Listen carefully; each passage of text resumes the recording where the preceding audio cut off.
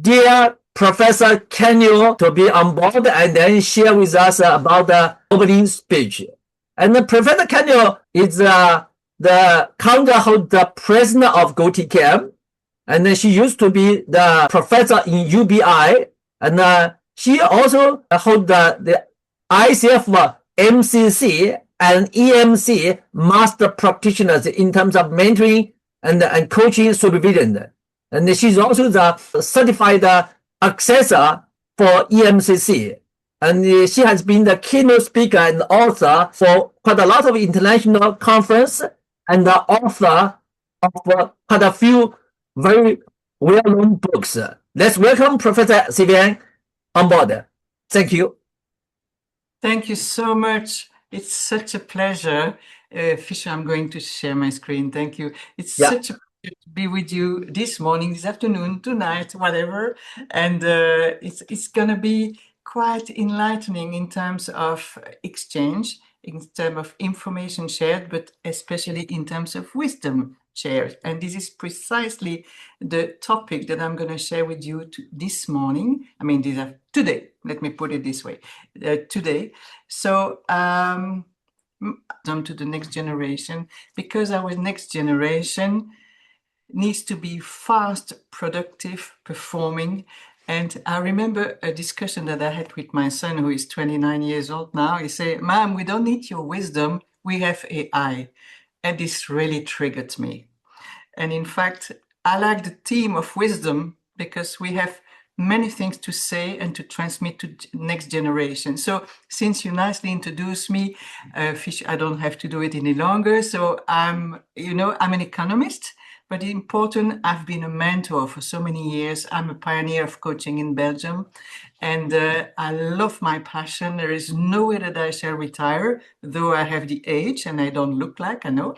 But in fact, it's so important that we understand that we have so much to transmit, and because the planet needs to have us, all of us, right? So because there is a shift today. Because of job mobility, the traditional wisdom cycle has been broken. So before, company could count on people staying on board for a long time.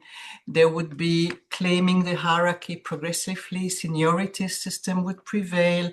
Mentorship would be there. Companionship would be there, and they would be exposed to consequences. They would see after the result of their decisions.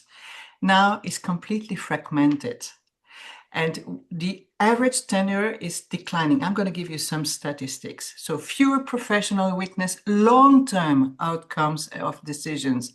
And remember, because of the stock exchange, all leaders are pushed to create short-term decisions that create short-term effect, 3 months pacing. Fewer C strategies fail, recover, or mature, and can take distance and can gain maturity.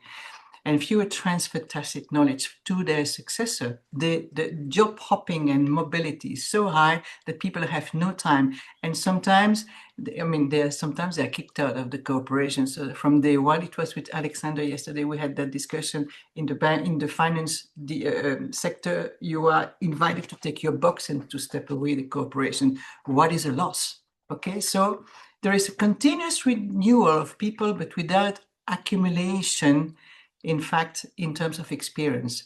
Let me give you first, I don't know if you will agree with me, but this is the definition I propose. It's just a proposal.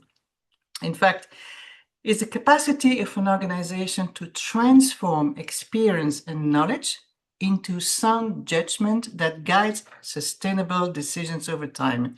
Is the ability to take distance with facts, learning from past successes and failures, understanding the rationale behind a decision, why, the why and the what for, is recognizing patterns beyond data and indicators, balancing short-term performance with long-term sustainability, that is from short-term performance to robustness, sustainability, exercising judgment under uncertainty, transmitting experience across generations and role. Now, let me give you some statistics because it's really eye-opening. First, the turnover of people is really a challenge. Look at that.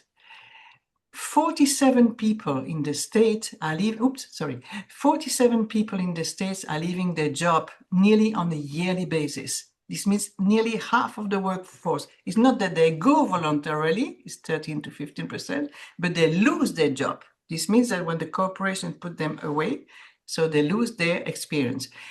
It's not valid for everybody, of course, but amongst the people they fire, there might be some champions or the people who want to leave the company. Europe, well, 10% average, a bit higher.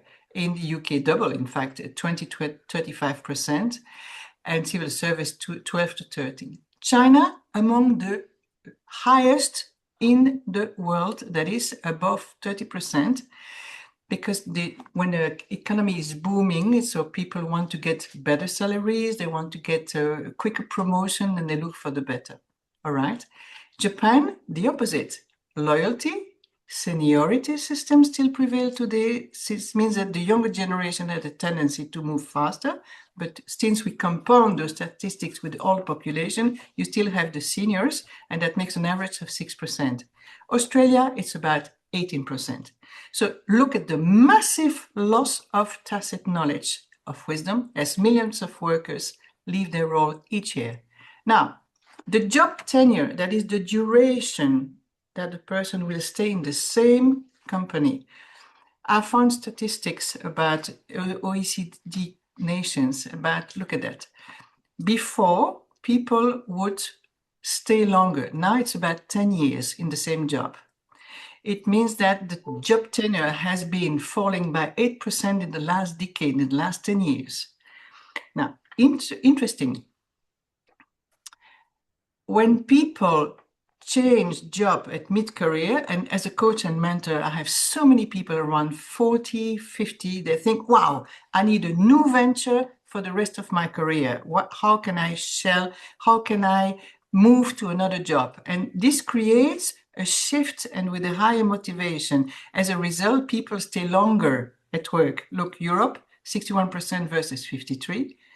United States, 72 to 68. So it's a good thing to leave a corporations and to move to another sector for oneself. But at GO-TKM, we look at the organization's state, the organization side. So how can we sustain organization not to lose all that? Now, it means also that while people are working, 51%, that is half of them, is already looking at the next job at work today. It's a reality. And also, in my generations of baby boomers, it was an average of 12.7, nearly 13 jobs within a lifetime, within a whole career. This is enormous also. This means that already in my generation, people were moving. Imagine now with the new generations, it's even more. Now, so this means that we have a shift. It's from resource scarcity to capability scarcity. Before, resources were difficult to obtain: capital, labor, technology, information. Today, none of them are really scarce. You can obtain venture capital, you can obtain technology, you can obtain information. Wow, look, today with AI, with Google and others, platform and LLMs, it's infinite. And skills, you can hire them, you can train them, it's a possibility. So the scarcity is not the knowledge, it's a pack of knowledge, it's the wisdom. So knowledge is growing exponentially, wisdom is not. Today, you know, we have exploding data, constant technology change, faster job mobility, algorithm-supported decision. So as a result, knowledge increases, organizational memory decreases at the opposite. So it means that the experience has no time to compound. We cannot accumulate and process it. So we accumulate information, but we don't accumulate judgment. And that's our point, because judgment, that's all. Wisdom, please translate with tacit knowledge. It's what you learn on the job, it's what you learn through experience on a daily basis. Okay, now what they are losing is not expertise, it is sense making. So I know there are mentors and coaches on board today. is the difference between the knowledge answer, what is happening, that is, tell me facts, plap, plap, plap, plap, facts, and the wisdom answers. That's what matters. What is the meaning? What's the rationale behind? What should we do and what should we not do? Also is the fact of taking some time to reflect what will still be true when conditions change, because they say, oh, I pluck you my experience and I project on you my way of doing, of thinking. And you know, it's good to have a Gen Z at home says, Mom, it used to work under your time, mine it doesn't work. He's right. Yet he needs to pick up in that the elements that can still be applicable today. And that is the wisdom, that is the ability to recognize not the good from the bad, but the valid and the not valid experiences for transcribing them into today's environment. So wisdom, it integrates experience over time, contextual understanding, pattern recognition, because they are mistakes that we make and reduplicate through the time, ethical and strategic judgment. So no way to download that. It is something that you learn through time. So there is a paradox. Experience is leaving precisely when complexity peaks. And today we have, the corporations are faced with an immense complexity, AI integration, geopolitical instability. Look what happened again in Davos this week. We were at the first seats. Regulatory acceleration, reputational exposure, sustainability constraint. So, and at the same time, you have the senior experts who retire earlier. Many of them hopefully become consultants, but not all of them. Knowledge holders move frequently. They know that their career is worth a lot of money, so they try their luck to get better employers or clients, and institutional memory erodes. So there is an asymmetry. Maximum complexity on the one hand, that means minimum continuity. So AI increases, but doesn't reduce the value of wisdom, just the opposite.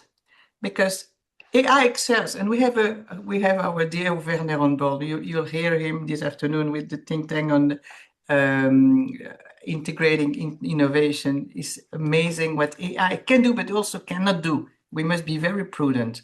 So if you want information, get it. If you want to make correlation between facts, you get it. If you want to get the door opening to new options, it will generate it. It will accelerate execution in a few seconds.